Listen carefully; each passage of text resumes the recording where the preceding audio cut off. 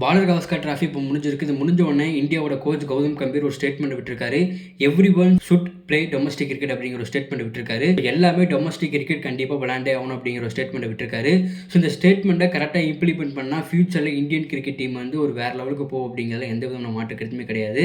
இப்போ Indian cricket team down பர்ஃபார்மன்ஸுக்கு மிகப்பெரிய ரீசனே யாருமே டொமஸ்டிக் கிரிக்கெட் விளையாடாது தான். ஸோ மிகப்பெரிய பிளேயர் ரோஹித் சர்மா, விராட் கோலி, ரிஷப் பண்ட் இவங்கலாம் வந்து டொமஸ்டிக் கிரிக்கெட் விளையாடாமல் ஸ்ட்ரைட்டாக வந்து டெஸ்ட் மேட்ச் விளையாடுறது ஒரு மிகப்பெரிய ரீசனாக வந்து இந்தியன் டீம் டவுன் ஃபாலுக்கு காரணமாக இருக்குது.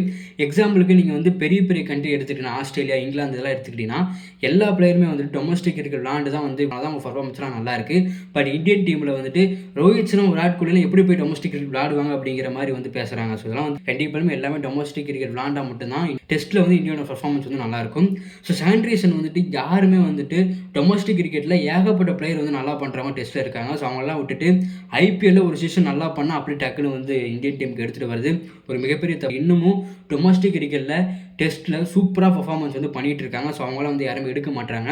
இது வந்து மிகப்பெரிய வந்து டவுன்ஃபாலாக வந்து இந்தியன் டீமுக்கு இருக்குது. ஸோ கூடிய விரைவில் இதெல்லாம் வந்து சேஞ்ச் ஆகும் அப்படின்னு சொல்லிட்டு நம்புவோம். ஸோ உங்களோட ஒப்பீனியன் என்ன அப்படிங்கிறத மறக்காமல் கமெண்ட்ஸில் சொல்லுங்கள். உடனே வந்து ரோஹித் சர்மா வந்து T20 வேர்ல்டு கப்பில் அடிச்சு கொடுத்தாதே, அப்போ வந்து உங்களுக்கு இன்றைக்கி இது இப்போ கசக்குது அப்படின்னு சொல்லிட்டு கமெண்ட்டில் சில பேர் சொல்லுவீங்க. ஸோ நம்ம பேசி ஒரு பிரோஜனமும் கிடையாது. ஸோ அவங்க வந்து இம்ப்ளிமெண்ட் பண்ணணும். ஸோ வெயிட் பண்ணி பார்க்கலாம் என்ன பண்ணுறாங்க அப்படிங்கிறத. ஸோ உங்களோட கருத்தை மறக்காமல் கமெண்ட்ஸில் சொல்லுங்கள். மறக்காமல் ஃபாலோ பண்ணாமல் தான் ஃபாலோ பண்ணிடுங்க.